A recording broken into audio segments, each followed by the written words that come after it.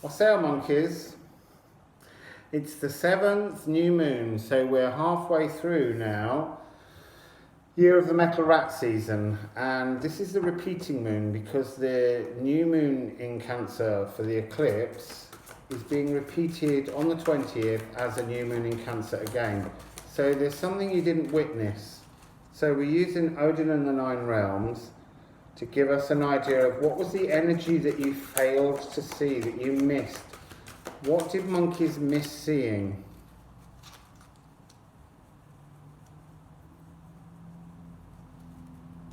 Seer.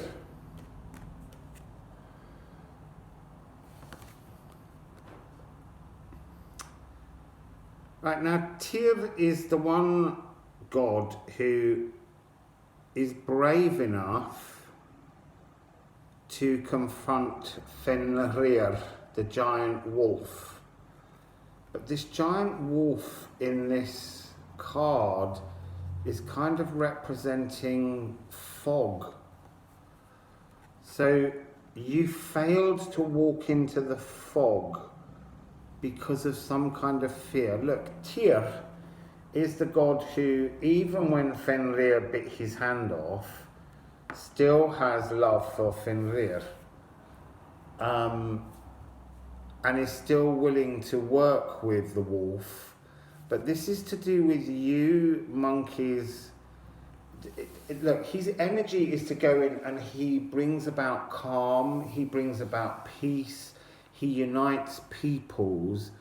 But the energy of this card here is that you failed to notice something where you could reach out and help. So they're asking me to pull another Odin card.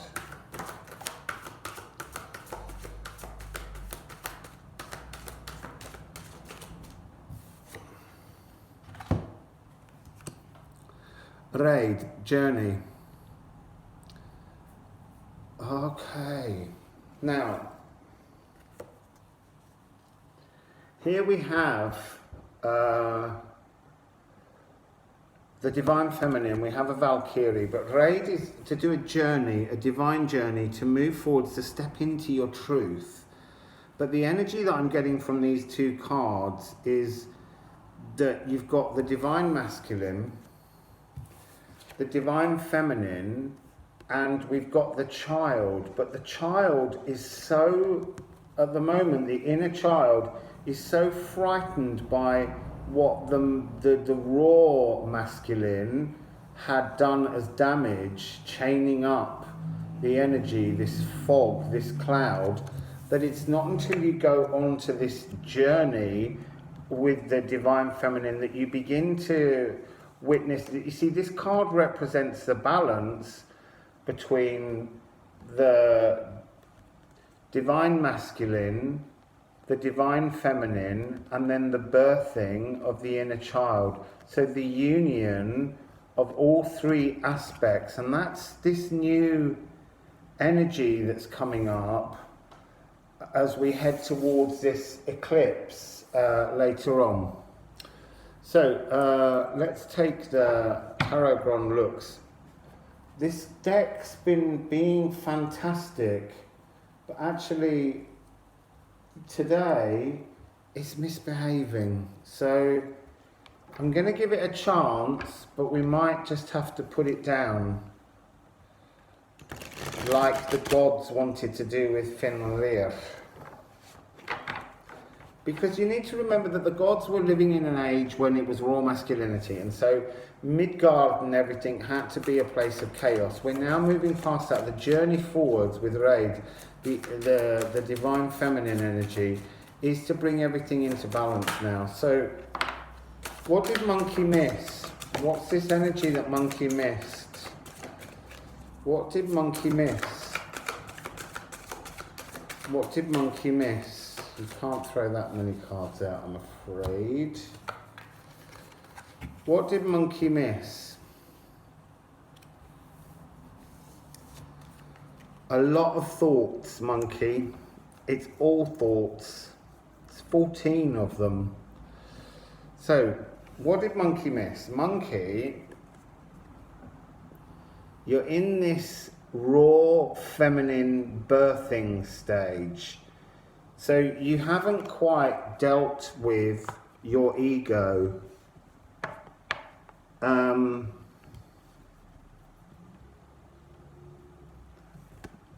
That's interesting as well. Sorry, I'm just looking ahead at the other card. So this is the raw feminine is coming in to change the frequency, to bring about something. Why did you miss this?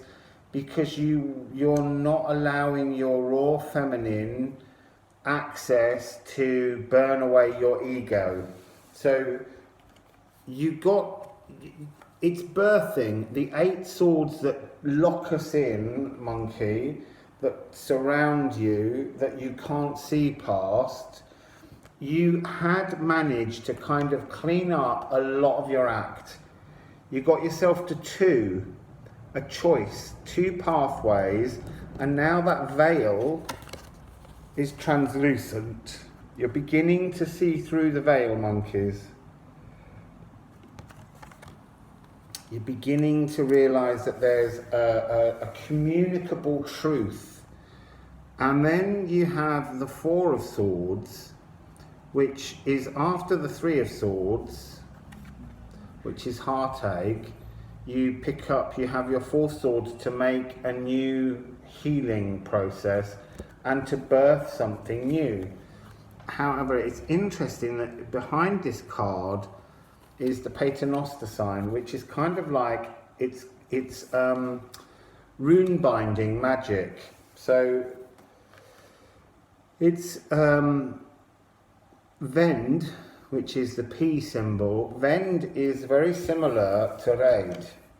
It's a journey, but it's a journey that we take when everything is completely imbalanced, when our time, our bounty, our point of finger of Yod, God pointing down on you takes place, and then it's crossed by the energy of Gipt. And Gipt is when the energy of union or marriage between our sacred self, divine masculine, divine feminine, coming together to create something. And then the piece of the Vend that's inside, being bound in, is the 3rd part, which creates the inner child unifying trinity, and that allows the bounty to move forwards. That allows spirit to rise up within us, to connect with our higher self and to make a difference. So that's what you missed. So you missed all that. What's up with you? It was really, really, really clear, all that muddled thinking going on in your heads. So we're going to go with this cosmic deck and ask what's going to be repeated. So what's being repeated, monkeys? What's being repeated, monkeys? What's being repeated, monkeys? What's being repeated, monkeys? What's being repeated, monkeys? What's being repeated, monkeys? What's being repeated, monkeys? What's being repeated? Interesting. 6 and 31. 31 is a reversal, it's surrender, but it's a reversal of 13.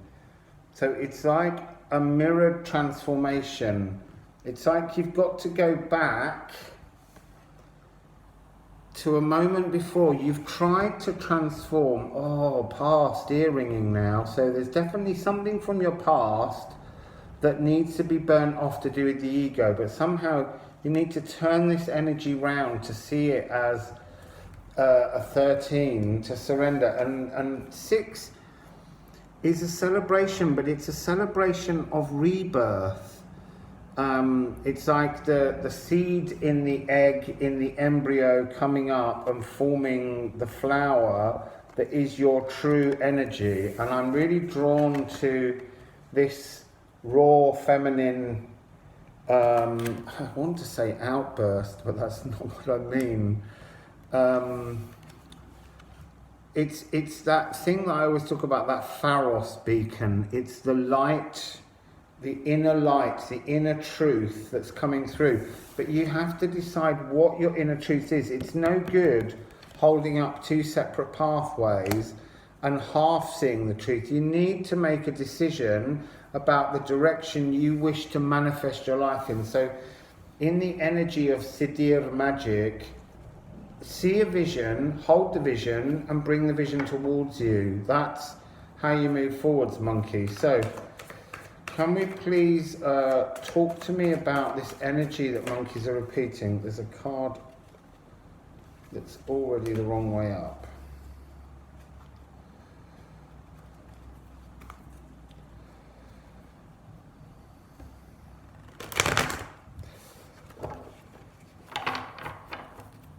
So, monkeys. What's the energy that monkeys are repeating? What's the energy that monkeys are repeating? What's the energy that monkeys are repeating?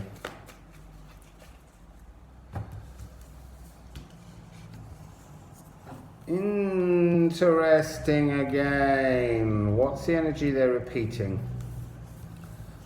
So, the energy that you're repeating is this attempt to manifest and harvest the seeds that you have planted. There's magic in these hands. There's magic in these hands. You've got the power within you to do this, monkeys. You've planted great things, but you've got to, okay, there's a sense of, I want to say celebrating too soon, monkeys, because you've got this card of self-love, but she's definitely having a party all on her own, and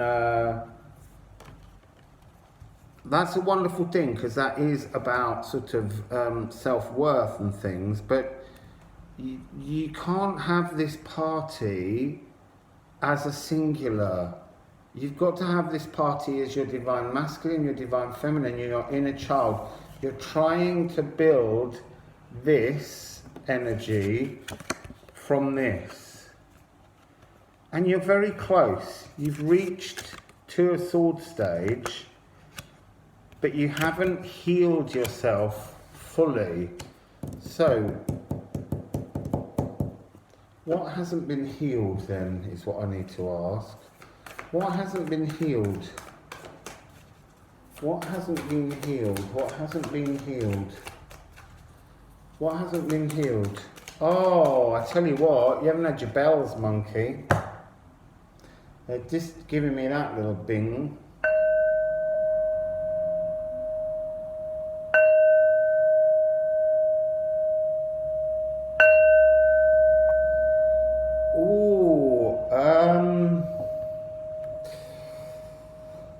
There's a layer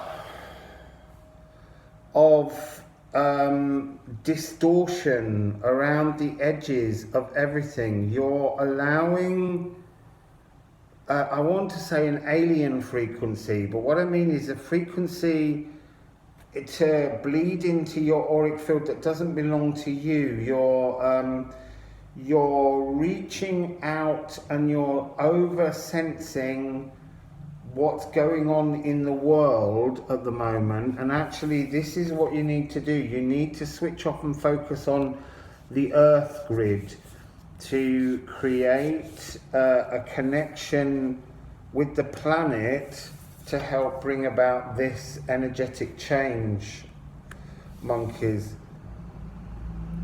There's a lot of nonsense in the frequency of the earth grid. There's a lot of stifling energies, particularly around this notion of putting masks on to compromise your immune system.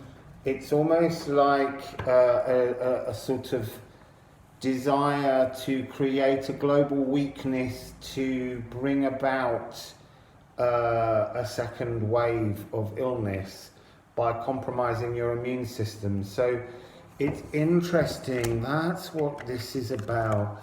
She's seeing, the part of the illusion that you're seeing, this questioning that's going on, is there's no mask over her face, her mouth. The mask is over her eyes, but she's beginning to see clearly. She's debating what she wants her inner truth to be, so that a completion of healing can take place with this union of masculine, feminine and inner child that's rendered behind the energy of Reid.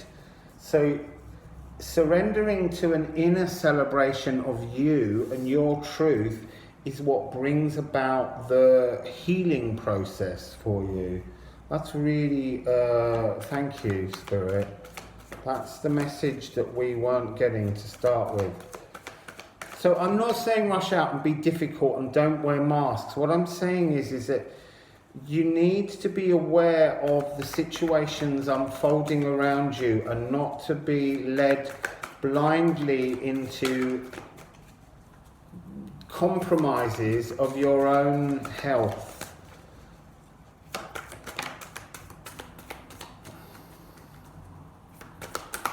So can we please have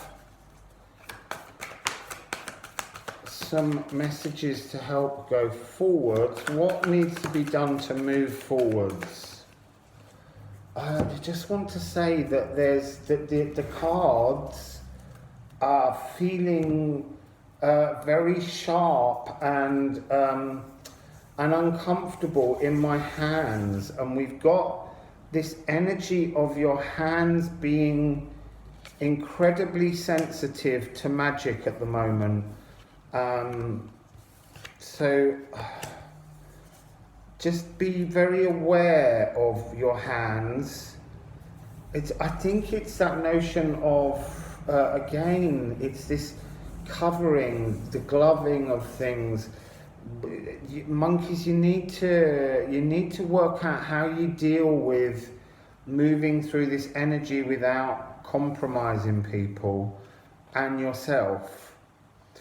So we have justice. We have this rebalancing, which is the balancing between your masculine, your feminine, and your inner child. So we have here like a skin being shed, peeling away the old to emerge as something brand new. Again though, there's these two pathways, this choice, choosing a single truth to move forwards with. He holds this knight in his hands, a single truth. You have to make your choice of what is going to be your truth to move forwards, and this will allow you to open the portal, the one that you're glimpsing through, that opens within your heart and your sacral. So it's an emotional portal, and you're stepping outside, and outside is an unwritten brand new chapter, but inside is divine, sacral, Knight of Wands energy. And yet she is playing the tune alone, but before this was about sort of celebrating too early. This is now falling underneath the card of celebration below it as the cracking open of the egg, of a cosmic egg, of the opening of something brand new. And what does it bring? Self-actualizing power from the tower. This is the most powerful tower card that I've ever seen. This is someone standing in their absolute truth, and they are capable of rebuilding, manifesting all that the tower energy has tumbled down around them. It's electricity and lightning merging from within her. All the energy of the card is beaming out from within her. So here, just before, the energies are kind of zigzagging as the energies of the cosmos move down with these fractals, and then coming into your own power and standing in this incredibly healing aquamarine energy and sending all of the energy to where you want to manifest the future. It doesn't matter what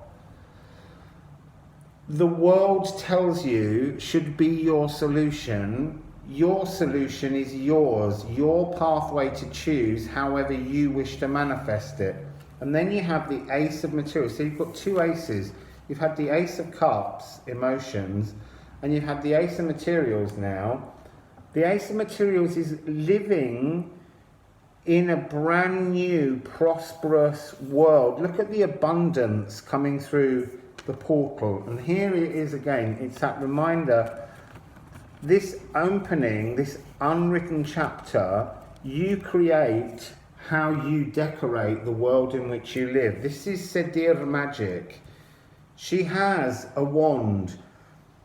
So she has the inspiration, the fire, the passion in her belly. She has that energy with her. She has flowers, the materials all over the place. The scenery around her now is deeply lush and very water-rich, mosses above her head, so she's emotionally stable in the way in which she thinks. And clearly she is thought. She's deep in thought. She's deep in a magical moment of manifesting, and it is instant manifestation because she's surrendered to her true energy. So now we're just going to add this Moonology cards. We're just going to add some Moonology cards. I think my first client's just arrived, so we have a time for healing. So this moon is your time for healing. It's a balsamic moon. The balsamic moon is kind of like something that's kind of a little bit acidic and a little bit sweet and a little bit sour and a little bit delicious, but too much of it would be overpowering. So it's a time to heal. It's a time to find your readiness to create that unifying energy that is this Paternoster rune binding magic that's taking place between Vond and Gipt. And then you have your dreams need a practical plan. Full moon in Taurus. So to get from your sense of inspiration towards that power, you need a plan, you need a vision, you need a dream, you need a reality that you want to bring into being. And so, what will be the outcome, please, for monkeys? What is the outcome, please, for monkeys? What is the outcome, please, for monkeys? So,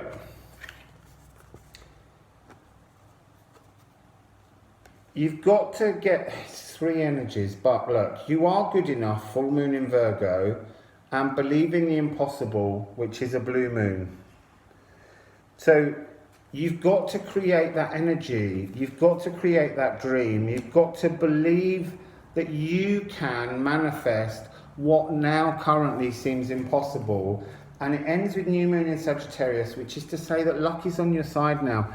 The new moon in Sagittarius, I believe, is the forthcoming inner child eclipse on the 14th of December. I need to check that, but to me, that seems like a very beautiful card to end your reading. So, you need to find a way to connect with your inner child, but to do that, you've really got to find a focus of where you would like your life to be and to make a decision around the choices that you're unwilling to finally commit to. Look, luck's on your side. You can believe in the impossible, which is a blue moon. That's a very rare moment, and you've got all this healing going on around you to bring you to this journey to your inner peace. So that's your reading, monkeys. I hope it helps, and wassail.